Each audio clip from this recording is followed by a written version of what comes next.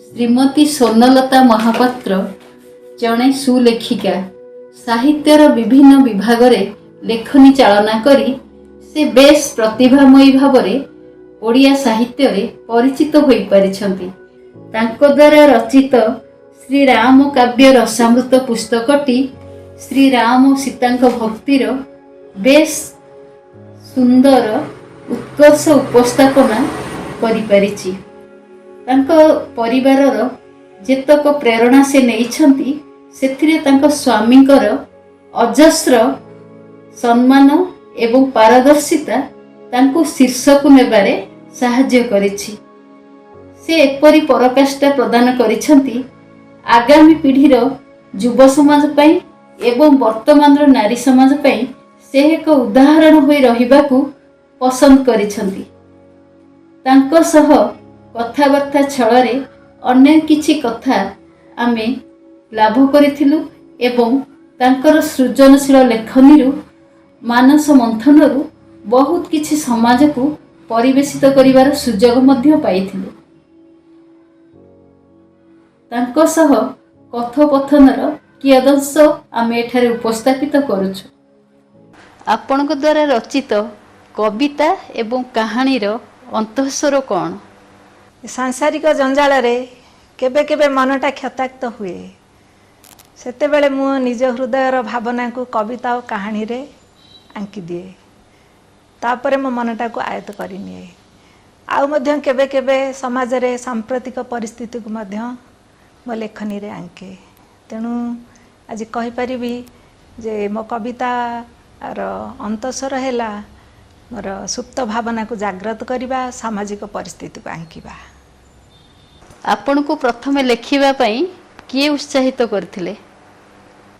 पिला दिने school college रे पढ़िला बेले ए वार्षिक मैगजीन पई किंबा फेयरवेल मीटिंग रे आ डिबेट कंपटीशन रे मो निजे लेखी पुरस्कृत मध्य होउथिली। सेते बेले मो बाबा बो विशेष करी बहुत खुशी होउथिले। आज से नाहंती किंतु तांकर से खुशी आज मो पई आशीर्वाद हो जाइछि। आपणक द्वारा रचित श्री राम काव्य रसामृतर वास्तविक अनुभव कौन एवं आपण लेखिबाकू काहेकि आग्रह प्रकाश कले? एहार आभिमुख्य कौन? श्रीराम काव्य रसामृत तो एक आध्यात्मिक पुस्तक। प्रथम तार मुख्य कारण हैला लेखिबार कारण हैला पाठकଙ୍କ मनरे आध्यात्मिक चेतना जागृत करने। आउ कहीं लेखिले आजिकली पाठक संख्या कमी जाउची। इंटरनेट रे समस्ते सब किछि जानि पारुछंती खूब कम समय रे, किंतु पुस्तक पढ़िले विशेष ज्ञान प्राप्त हुए। सेथिपई आज आमर वाल्मीकि रचित महाकाव्य को पढ़ी समाप्त करने पई आजिकली लोकंक पाखे समय एवं धैर्यर अभाव। आ सेही कथावस्तु को मु छोट छोट खंड करी सरल सावलील और स्वल्प आकार रे ताकू विभिन्न छंद कविता रे रूप देछि। पारिवारिक प्रेरणा आपण को केमिति सहाय्य करे, विशेष करी आपण को स्वामी को प्रेरणा? परिवार रे प्रथम मो स्वामी शिवराम महापात्र तांकर पूर्ण सहयोग नथिले मु लिखि पारंतिनी। तापरे मो झियो जोई मो पुओ सेमानकर खुशी मुझे यही बाटर जीवाई आनंद दिए। आउ मो भाई सान भाई मोर बंधु मोर सांगसाथी समस्त प्रेरणा मते उत्साहित करे। आउ मोर 5 वर्षर गोटे नाती सुहास सी मते रात उठे कहबा आमा पढ़ पढ़। तेणु यही सब खुशी रे मु आगु आगु बढ़ी चली। पूर्ण भाव में कहवाक गले मते लेखिबा पथरे परिवार तरफरु कौनसी बाधा बंधन नहीं। जड़े नारी लेखिका भाव में समग्र नारी समाज को ओडिशा रे आपण कौन वार्ता दबाक चाहूछंती? आमर भाषा साहित्यर अग्रगति दिगरे हो किंबा व्यक्ति समाज को सुधारिबा दिगरे हो किंबा कौनसी जटिल परिस्थिति को सरल करिबारे नारी मानकर अग्रणी भूमिका थाए। कारण सेमानक भितर भरपूर भावना और धैर्य रही थाए। आउ मु कहया को जीवी जे समस्त नारी भितरे किछि ना किछि अंतर्निहित प्रतिभा लुकायित होगी रही ताकू आम निज स्वेच्छा ताकू माने प्रस्फुटित करने को पड़ो। समय को नष्ट न करी दिनचर्या किछि समय बाहर करी आमे निज निजर परिचय सृष्टि करी समाज रे एक उदाहरण हवा उचित। सर आपणकर सहधर्मिणी जड़े सृजनशील महिला तेबे एठारे प्रश्न उठुची सांसारिक जंजाल भितरे तेल लुण दुनियार 2.5 दिन संसार मध्यरे जड़े सृजनशील महिला तार लेखनी चलाइबो ता साथी स्वामी संसार परिवार समस्त कथा बुझिबो।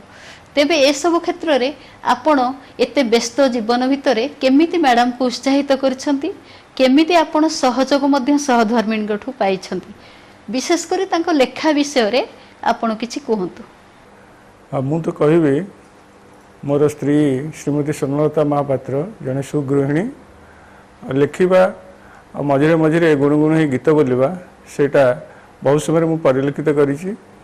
घरे काम समय रे सबु दायित्व सुचारू रूपे चलाई मध्य से लेखिबार तार आग्रह देखिबा सेटा मु भी सब बहुत समय उपलब्धि करिछि। रामायण विषय रे लेखिबाटा एक्चुअली से निजर आध्यात्मिक चेतना को बढ़ाइबा पई आरंभ करिछि। आरंभ करने समय रे से जहाँ लेखे आमे 2 जन जाक पुणी ताको पुनरावृत्ति करूँ कोठी भूल भटका थिले ताको संशोधन करी प्रति कांड को बढ़ेबारे माने अग्रगति करिबारे से सदाबले निपुणा आ दूरदृष्टि रखी सबू कांडर ठीक सुचारू रूपे केवली सुसज्जित होई आउ विभिन्न छंद माध्यम रे ताको संपूर्ण करवा तार दायित्व थिला।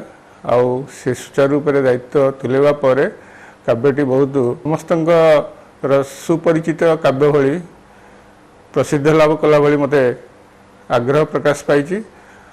मु आशा करे तार ये लेखा और उज्ज्वलतर हो और भविष्य रे से जड़े सुलेखिका भाव में परिचित हो यह मोर जगन्नाथ पाखरे प्रार्थना।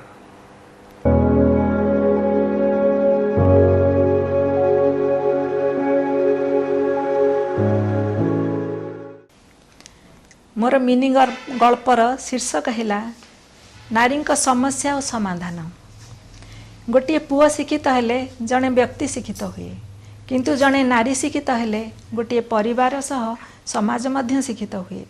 यही परिप्रेक्षी रे एक सत्य घटना को उपस्थापन करने को जाउछि। 40 वर्ष पूर्वे मालतीर माँ गर्भवती हेबार सूचना मिलिला। परिवार और बंधुवर्ग चाहि बसी थांती चातक भली से ही नवजातर आसीबा बाट को चाहि। से दिन सकाळु सकाळु तार गर्भ जंत्रणा आरंभ हैला। गाँर धाई रेबी बोऊ किछि समय पर पहुँची गला। किछि घंटा पर रेबी बोऊ घर बाहर आसी कहला झीटीए होइछि। घरे कांदब बली पड़िला। बंधु परिजन मुहरे से गोटे कथा एते कष्ट पाइला भगवान पुओटीए देलेनी ये तो पर घरर अलिया। जन्म देइथिबा माँ मध्य मन उणा कला।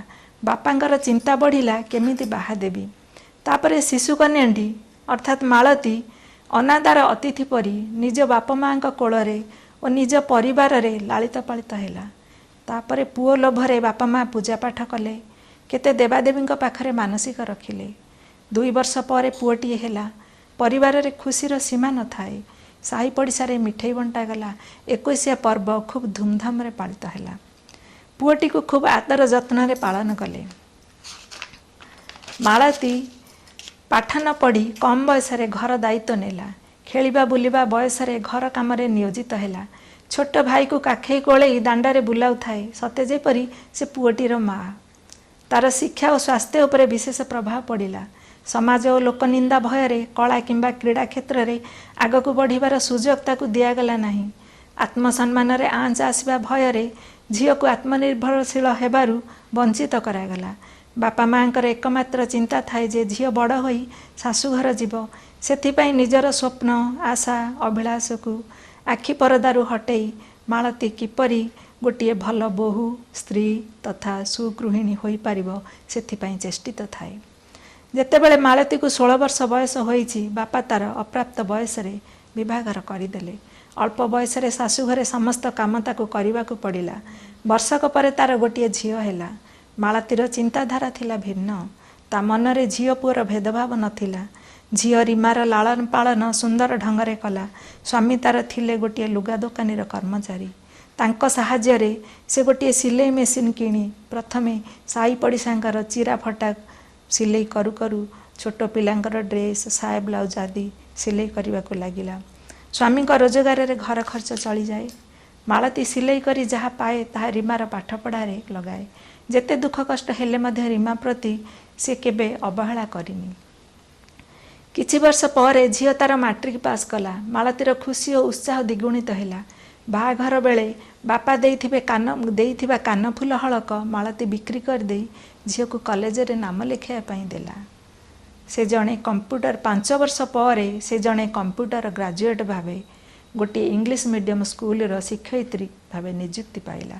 प्रथम मासर दरमा थिला 8000 टंका। रीमा ता मालती पाई खंडिए संबलपुरी साड़ी बापा पाई कुर्ता पायजामा किणी आनिला। मालतीर आखिरु केते बुंदा लुह टपक टपक होई झड़ी पड़िला। किछि दिन पर कोरोना महामारी जोगु स्कूल बंद होई गला। पिला मानकर ऑनलाइन क्लास चलिला। रीमा निज घरे रही मोबाइल साहाय्य रे पिलांको पाठ पढ़ाइला। मालती ता सिलाई मेसिन उपरे पाखरे ठिया होई रीमार पाठपढ़ा प्रणाली को अबाक होई चाही रही थाए। आउ निजको गर्वित मने करी निजे निजे कहू थाए मु सिना पाठ पढ़िनी किंतु मो झियो मुहरे मु निजको देखि पारुछि। साही पड़ोशी माने झरका फांकरे चाहूथांती टुपुर टापर होई कहूथांती धन्य तू मालती झियो को मास्टराणी करदेलु। एक नारी निजर इच्छा शक्ति बल आत्मनिर्भरशील हेबा सहित झीर सुंदर भविष्यत गढ़ी तोलिला। नारी समस्यार समाधान एकमात्र शिक्षा। आजिकाली अनेक पदक्षेप निया जाउछि। नारी सशक्तिकरण दारिद्र्य दूरीकरण पई अनेक प्रकार तालीम और शिक्षानुष्ठान मान गढ़ी उठिछि। किंतु जे पर्यंत समाज रे झील पुअर भेदभाव दूर न हब से पर्यंत नारी सशक्तिकरण रे समस्या देखा देव। तेणु आम समस्त को मिलमिशि बेटी बचाओ और बेटी पढ़ाओ स्लोगान को सार्थक करने को हेब। धन्यवाद।